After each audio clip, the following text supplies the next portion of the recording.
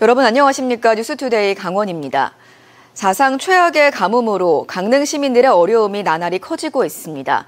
가장 먼저 물이 끊긴 농업인들은 피해 규모조차 파악되지 않고 있습니다. 또 공동주택은 사실상 단수가 시작돼 시민들의 당혹감이 커지고 있습니다. 박은지 기자가 취재했습니다. 이맘때쯤 초록빛으로 자랐어야 할 대파밭에 온통 누렇게 마르고 죽은 대파만 가득합니다. 인근 배추밭도 채 여물지도 않은 배추가 누렇게 타들어가 뭉개져 있습니다.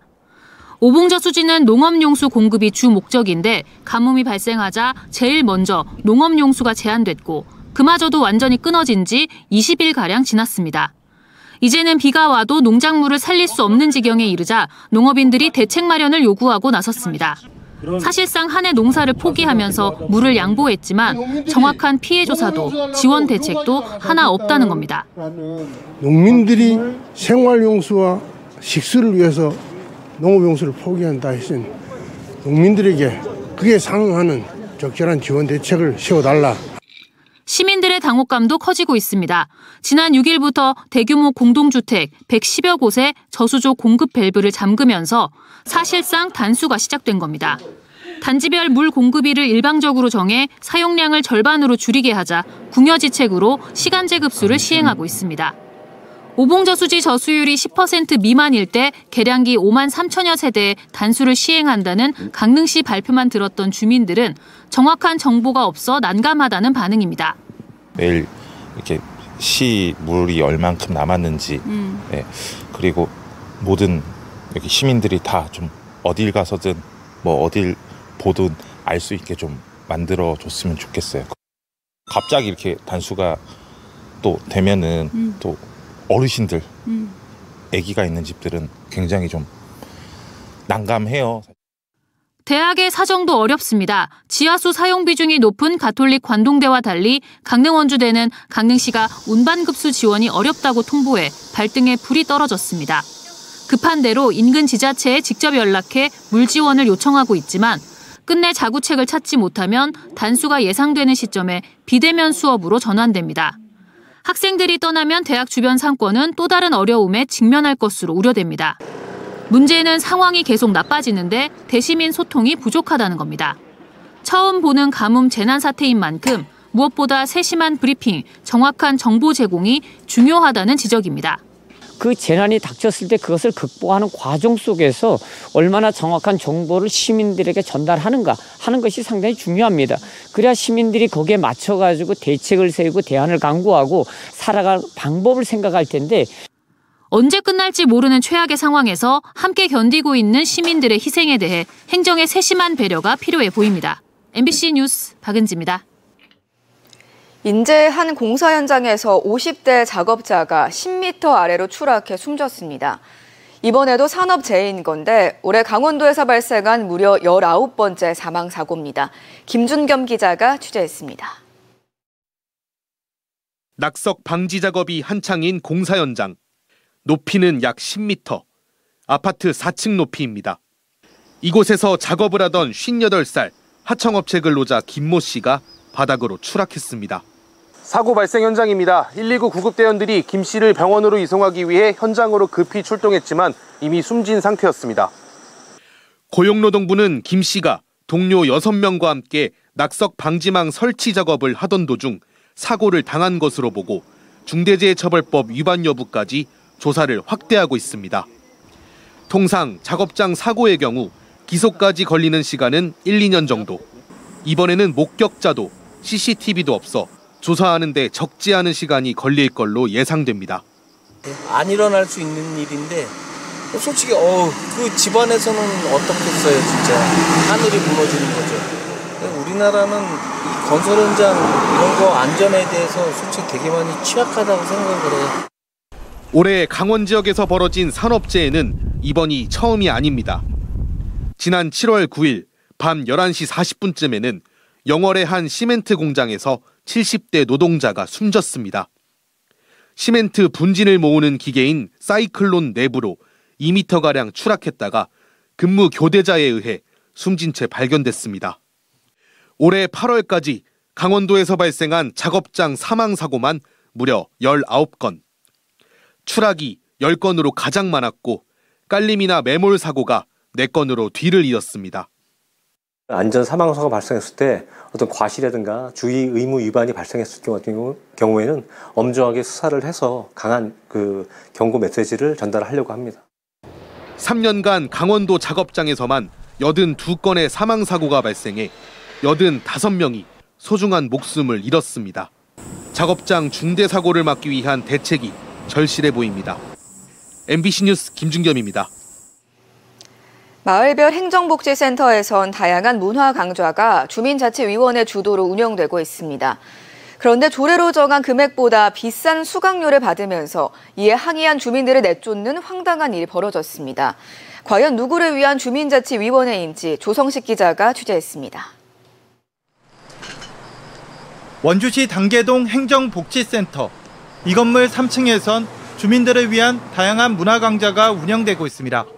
요가와 댄스, 통기타와 난타는 물론 외국어 공부까지 오전, 오후로 나눠 개설된 반이 20개가 넘습니다. 이런 문화 강좌들은 원주시가 아닌 주민자치위원회가 직접 운영을 맡고 있습니다. 하지만 최근 이곳 당계동에서 황당한 일이 벌어졌습니다. 문제의 발단은 수강료 인상. 지난해 1월 한 강좌의 수강료가 월 3만 원에서 4만 원으로 올랐는데 최근 일부 회원들이 수강료 상한선을 3만 원으로 정한 원주시 조례를 근거로 이의를 제기한 겁니다. 이후 한 주민자치위원은 수업에 들어와 계속 이의를 제기한 사람은 추가 등록을 제한하겠다는 으름장을 놓았고 강사로부터 수업에서 나가라는 말까지 들었다고 해당 회원들은 주장합니다. 너무 아무런 상의 없이 그다음에 공고 없이 가격을 함부로 올렸었고 조례에 어긋나는 금액이라는 걸 알았을 땐 정말 분노했었죠. 이의를 제기하는 사람에 관해서는 다음 학기에 수강 신청을 받지 않겠다. 더 황당한 건 자치위원회가 새롭게 내놓은 수강료 변경 계획입니다. 조례에 맞춰 수강료를 3만 원으로 낮추면서 주 3회 수업을 2회로 횟수를 줄이고 15,000원을 받는 주 1회반을 추가로 개설해 운영한다는 겁니다. 수업은 쪼개서 그대로 하고 수강료만 5,000원 더 올린 꼴인데 이러한 결정이 주민 간 갈등을 부추기는 모양새입니다. 자치회 측은 설문조사를 통해 충분한 의견을 수렴한 뒤 결정한 것일 뿐 강제성은 없었다는 입장입니다. 이제 한 번 강의를 더 듣더라도 공평하게 여기 이제 지금 3만 원이니까 한 번 더 들으면 15,000원을 내야 되잖아요. 그러니까 그래서 이제 한 번 더 하는 거를 15,000원으로 하자. 다 수강생들이 그렇게 말씀해 주셨고. 최근 원주시는 해당 자치센터의 수강료 인상 과정과 사용 내역 등을 점검했고 조만간 일부 자료를 감사실에 전달할 예정입니다. 조례는 무시하고 주민도 내쫓는 주민자치위원회. 스스로 하는 것이 멋대로 해도 된다는 의미인지 강한 의문을 던지고 있습니다. MBC 뉴스 조성식입니다. 이재명 대통령이 모레 강원도를 찾아 도민 200명과 함께 타운홀 미팅을 가집니다. K문화관광벨트 개발과 글로벌 관광허브 구축, 지역 균형 발전을 위한 혁신 정책 등에 관해 도민들의 의견을 직접 듣고 지속 가능한 해법을 모색할 계획입니다. 참가 신청은 오늘 오후 2시까지 구글 폼을 통해 접수할 수 있습니다.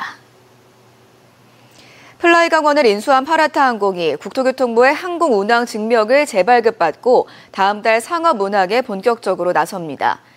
지난 3월 항공운송사업자 변경 면허를 취득한 뒤 항공기 2대와 함께 인력 채용, 정비와 시스템 구축 등 상업운항을 위한 준비를 완료한 파라타항공은 이번 주부터 온라인 홈페이지를 열고 항공권 판매를 시작할 예정입니다. 항공운항 증명은 안전운항을 위한 체계와 상업운항을 위한 모든 준비가 완료했는지를 정부의 안전기준에 맞춰 확인하는 절차로 파라타항공은 양양국제공항에서 제주 노선부터 시작해 점차 취항 노선을 확대할 계획입니다. 추석을 앞두고 다중이용시설에 대한 화재 예방 대책이 추진됩니다. 원주소방서는 다음 달 12일까지 전통시장과 대형마트 등 다중이용시설을 합동 점검하고 주거용 비닐하우스, 숙박시설, 노인 요양시설 등 화재 취약시설은 개별 점검을 진행합니다. 연휴 기간에는 소방 중심의 초기 대응 체계를 강화해 취약지역 순찰 확대, 응급환자 이송대책 강화, 특별 경계 근무를 실시한다는 계획입니다. 한편 최근 5년 동안 추석 명절 기간 원주 지역에선 17건의 화재가 발생했습니다.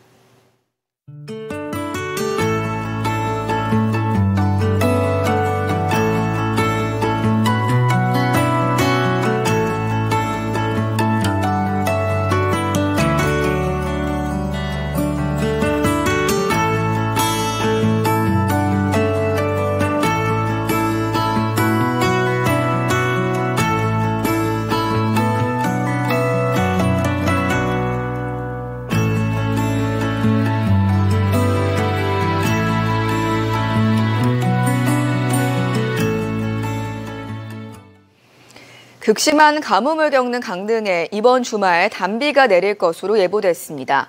강원지방기상청은 토요일인 오는 13일 강릉을 포함한 강원 영동에 비가 올 확률을 오전 80%, 오후 70%로 예보했습니다.